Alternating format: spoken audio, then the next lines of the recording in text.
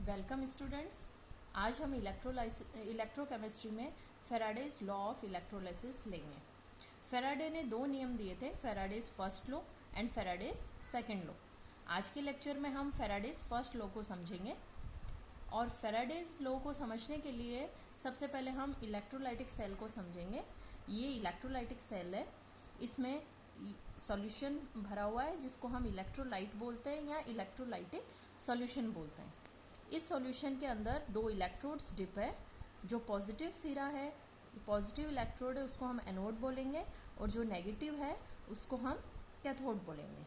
और यहाँ पे आप देखिए बैटरी लगी हुई है, ये डीसी करंट सप्लाई के लिए यहाँ लगी हुई है।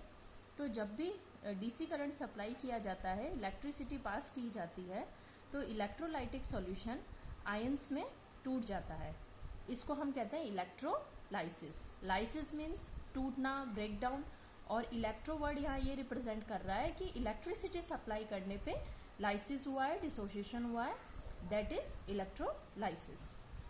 यहाँ पे जब इलेक्ट्रिसिटी सप्लाई करते हैं और आयंस बनते हैं, तो पॉजिटिव आयन नेगेटिव सिरे की तरफ जाना चाहेगा, और पॉजिटिव आयन को कैटायन बोलते हैं। तो cation moves towards cathode and anion moves towards anode.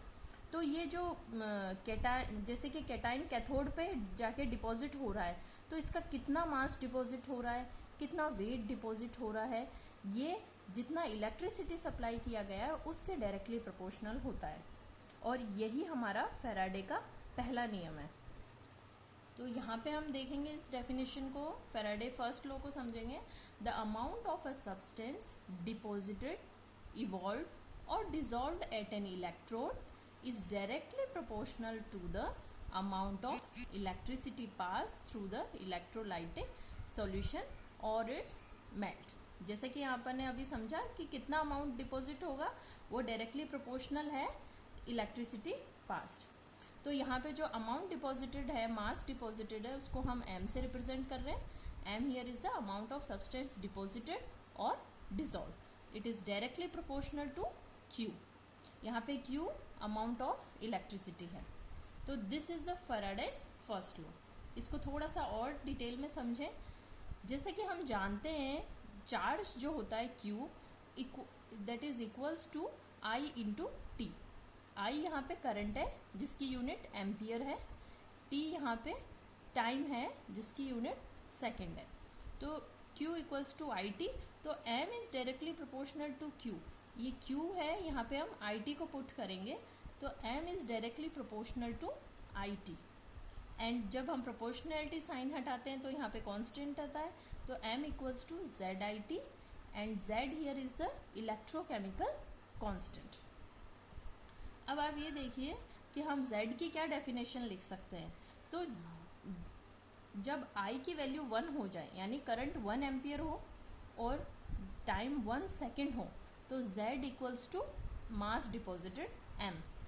तो इसको हम डेफिनेशन में देखें, the electrochemical equivalent Z। The electrochemical equivalent of a substance may be defined as the mass of the substance deposited to one of the electrodes when a current of 1 ampere is passed for 1 second. और हम ये भी कह सकते हैं that is a quantity of electricity of 1 coulomb is passed. तो इसका मतलब हुआ कि I को 1 कर दिया, T को 1 कर दिया, तो Z equals to mass deposited that equals to M। तो this is all is the Faraday's first law. Thank you.